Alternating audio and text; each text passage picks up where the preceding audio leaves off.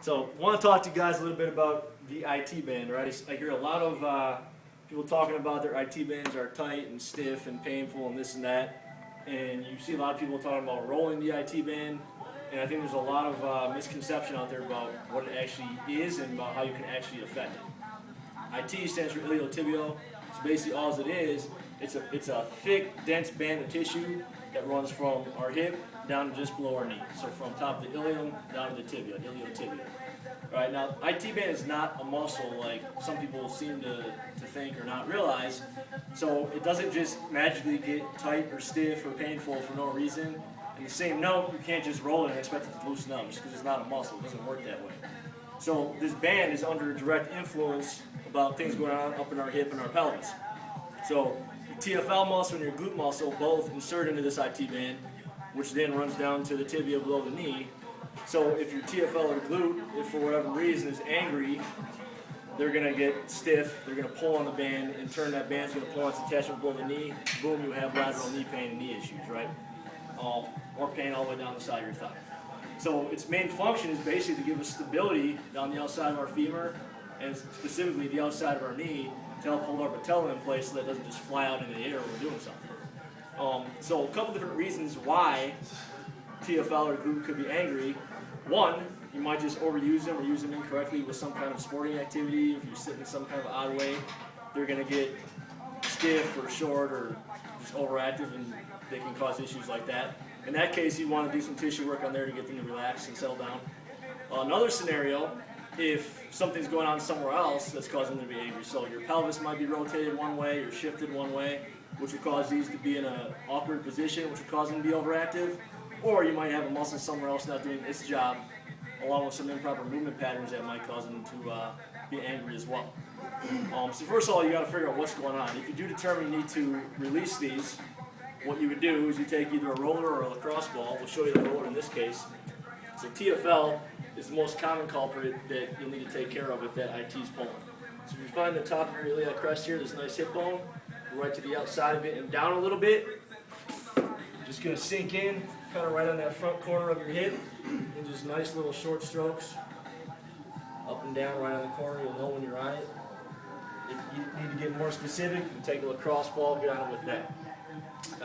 You need to get the glute, same kind of thing, go right on the side of it there, let yourself sink in, and just go up and down nice and slow like so. So in certain cases, releasing either of these muscles will in turn help relieve the tension on that band, okay, because they directly influence the tension of the band. So if all you do is just roll this all day, not necessarily going to help release it if there's tension in there. You got to look at the source of it. Now, another thing to look at is if you are looking at this area directly on the outside of your thigh, one of our biggest quad muscles, our vastus lateralis, lies pretty much along the whole outside of our thigh. And most of that muscle is actually covered by the IT band. So in an ideal world, the vastus lateralis muscle and the IT band will move independently of one another, and they can kind of slide nice and easy in there. What often happens, I see this a lot, is the IT band will compress that lateralis muscle, and they won't move, and they'll kind of be stuck on one another, which can cause pain all the way down that whole thigh. So if you are rolling this area, that's primarily what you're going to affect is that lateralis muscle and the relative motion between those two tissues. So if I'm going hands-on on somebody, I can literally get under that band and get it to slide and move well over that lateralis again. If you don't have access to someone who can do that, again, we're going back to our friend the foam roller, what you want to do is look at each window you can get under that band at. So we can get in kind of over the top of it where the lateralis starts.